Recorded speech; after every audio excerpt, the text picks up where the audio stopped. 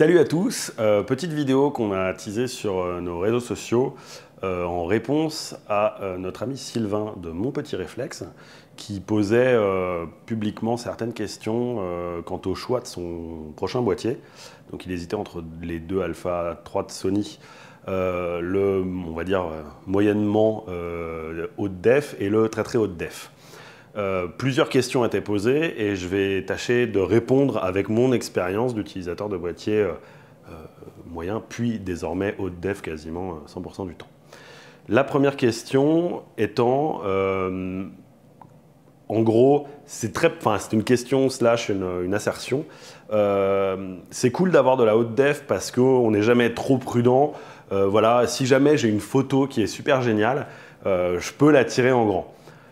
Alors, ouais, c'est vrai. Maintenant, par expérience, c'est quand même rare que la première photo que les gens vont voir de toi va tout de suite faire l'objet de super grands agrandissements, etc. Faut savoir, vraiment, alors moi, je suis très pragmatique. En pub, les boîtes genre de pub qui font de l'affichage sur de l'abribus te demandent du 30 par 45 en 300 dpi. Donc en gros, un 5D2 fait déjà quasiment le job, quoi. Donc il ne faut pas chercher à se dire peut-être qu'un jour, ce visuel-là, il sera agrandi, machin, tout simplement parce que ça va sous-entendre quelque chose, ça va sous-entendre que tu fais tous tes visuels au cas où pour en tirer la meilleure qualité possible. Or, encore une fois, par expérience, il arrive que certains visuels, moi je les garde parce que je trouve qu'ils ont eu un dynamisme, un truc sympa, alors qu'ils ont des petites imperfections ou que je les ai lourdement recadrés. Donc ça sous-entendrait de se dire non, je supprime tout fichier qui ne pourrait pas être... voilà. Donc en fait, voilà, la définition ne fait pas la qualité d'une photo. Et encore aujourd'hui, on voit des photos de très grands mètres en 35 mm être super scannées, super agrandies, super machin. En soi, elles ne perdent pas de leur force évocatrice si elles sont 2 fois plus petites et tirées à la main que si elles sont en poster géant. Donc voilà, il ne faut pas se baser sur le choix d'un boîtier uniquement en se disant je vais faire un format énorme, sinon tout le monde se baladerait avec des blades à 100 mégapixels et se ferait chier à faire de la photo hyper lourdement équipée pour rien. La deuxième assertion où j'ai tiqué un peu, c'est sur des boîtiers à très haute définition, on n'est pas obligé de mettre des optiques hyperlatives. Si, définitivement. En fait, je m'explique. Si on a la chance d'avoir un boîtier à très haute définition, c'est qu'on veut avoir tous les raffinements de la haute def, c'est-à-dire pouvoir recadrer lourdement sans que ça se voit trop, pouvoir éventuellement faire un tirage gigantesque qui fourmille de détails. Donc pour moi, c'est un peu bête d'avoir un boîtier qui serait très défini et de coller dessus des optiques qui vont faire qu'à l'arrivée, tes tirages dans le format maximum vont ressembler aux tirages que tu aurais fait avec un boîtier moins défini et de meilleures optiques. Je ne sais pas si tu vois où je veux en venir. Moi, mon retour personnel sur la question, ça a été de passer du 5D1 au 5D2, puis au 5DS avec un petit détour, mais bref, c'est-à-dire de 12 à 24, puis à 50 mégapixels. Et en fait, je me suis rendu compte d'un truc, c'est que chaque passage d'un niveau de def à un autre augmente l'exigence requise au moment de la prise de vue. Donc, si par exemple, il fallait être à peu près précis en autofocus pour un portrait sur un petit format, sur un 5D en 12 mégapixels, déjà à 24, je commençais à avoir pas mal de ratés. Et ensuite, sur mon 5DS, si le point n'est pas parfait, en fait, la photo, en grand format, elle sera inexploitable. En soi, si je la downsize et que je remets au même format les deux photos, j'aurai le même niveau d'exigence. C'est-à-dire qu'une photo pas hyper nette sur un 5DS, si je la réduis à 12 mégapixels, bah en fait, elle sera à peu près bien qu'une 12 mégapixels pas hyper nette. Donc en fait, là où je veux en venir, c'est que en soi, quand tu es sur un usage d'un boîtier de ce genre de def et que tu veux à la fois faire du tirage très haute def, à la fois avoir un truc parfait, il faut t'en servir parfaitement, c'est-à-dire, bon, par exemple, relever le miroir, avoir une vitesse d'obturation assez rapide pour être sûr de n'avoir aucune vibration, si tu veux faire un tirage au plus grand format.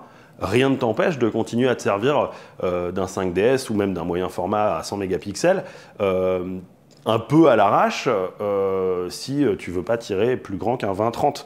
Parce qu'en soi, les petites vibrations, tu les verras pas parce qu'elles seront comprimées par le fait que tu auras divisé par 5 ou 6 ou 10 ton rapport d'image. Donc voilà, ça c'était pour moi le deuxième point. Le troisième point que j'ai un peu abordé, c'est l'aspect à main levée. Alors là, mon retour d'expérience, il est un peu différent de ce que toi tu auras. Pour la bonne et simple raison que chez Sony, Sony a fait le choix de passer en mirrorless ses boîtiers. Canon, pas du tout. Donc en fait, chez Canon, la règle qu'on lit sur tous les tests du Canon 5D et c'est aussi le cas un peu chez Nikon, à savoir que à main levée, si tu veux être sûr d'avoir une image nette, il faut mieux pousser la règle de 1 sur focale à 1 sur 2 fois la focale, c'est-à-dire que si au 50 mm, 1/50e de seconde suffit amplement, alors sur un boîtier à très haute def, il faut mieux être à 1/100e. Après, encore une fois, ce sont des règles. C'est-à-dire que quelqu'un qui a la main parfaite, qui ne tremble pas, va peut-être pouvoir à 1/25e faire une photo au 80 mm. Et dans ce cas-là, le mec a la main qui ne tremble pas, tant mieux pour lui, quoi. En soi, ces règles-là sont vraies. Sur du mirrorless, je pense que tu as encore une petite marge parce que forcément, la mécanique ne produira pas les vibrations. Après, ça n'empêche pas que sur le flou que toi, tu vas amener avec tes mouvements, tu auras peut-être des petits ratés et effectivement il faudra mieux prévoir de faire de la vitesse d'obturation élevée si tu veux être sûr, ou alors de poser, de faire un relevé de miroir, etc.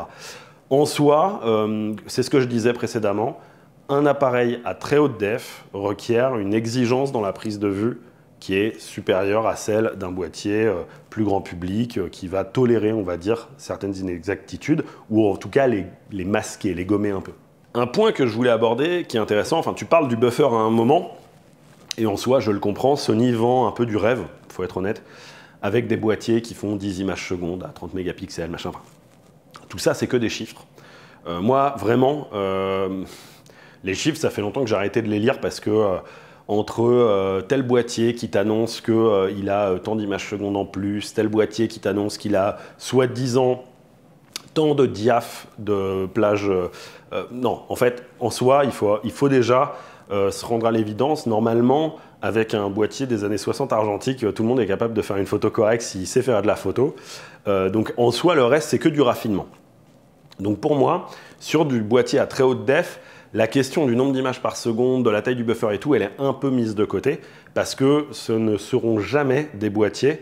Encore là pour cette génération-là et probablement 2 ou 3 autres, c'est pas des boîtiers qui vont être faits pour faire du sport, du machin, du truc, parce que en soi, ça n'a pas de sens. C'est-à-dire que quel est l'intérêt d'avoir un boîtier à 200 mégapixels pour aller couvrir du sport, là où la rapidité du boîtier est primordiale. Bon, voilà, ils essayent de taper sur tous les champs. Aujourd'hui, il faut arrêter un peu la guéguerre technologique.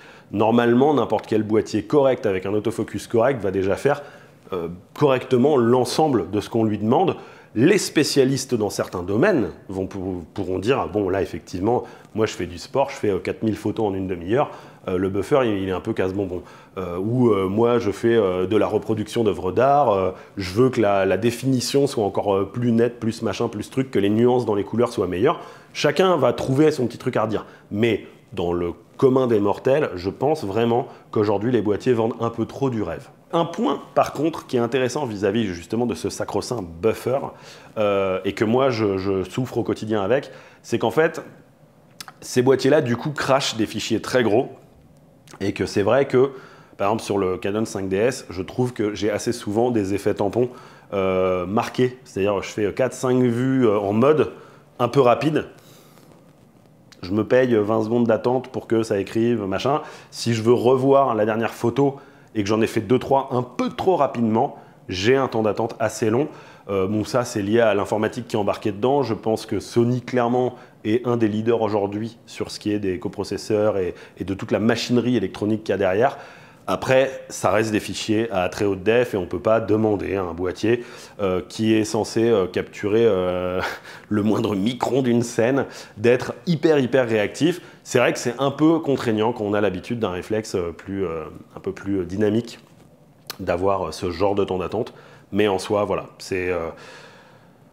quand tu fais de la photo en haute def et que tu cherches vraiment le visuel parfait, tu prends un peu ton mal en patience et tu te dis que de toute façon, voilà, tu le verras sur un écran en temps voulu, dans le quart de poil. Donc voilà, tu peux te permettre une légère attente, même si parfois c'est un peu handicapant.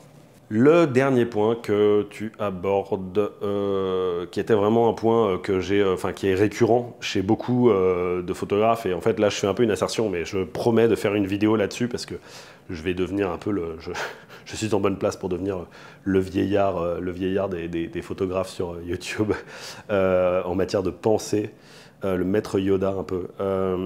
En fait, faut jamais se dire tiens, je vais acheter un truc, mais comme il n'est pas au quart de poil du machin, je vais garder de l'argent pour acheter mieux dans 2 ans, dans 3 ans. Faut vraiment essayer de voir notre matériel comme un outil.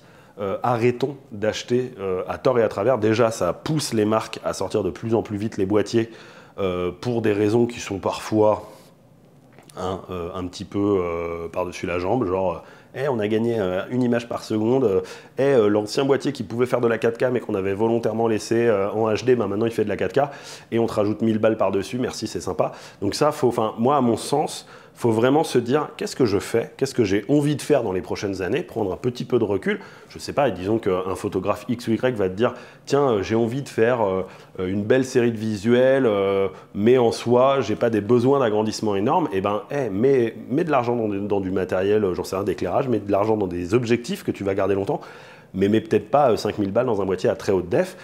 À l'inverse, quelqu'un qui va me dire j'ai une série de visuels, j'ai envie de faire de la reproduction de dessin ou de peinture et j'ai envie d'en tirer des posters hyper définis, bon bah équipe-toi en conséquence, mais vraiment voilà, prendre le temps de comprendre que au-delà de l'excitation qu'on a tous, je suis entouré de bordel, là j'en ai acheté encore plein, il y a aussi le besoin de se dire qu'est-ce que j'ai envie de produire, quelle image j'ai envie de faire avec ce boîtier.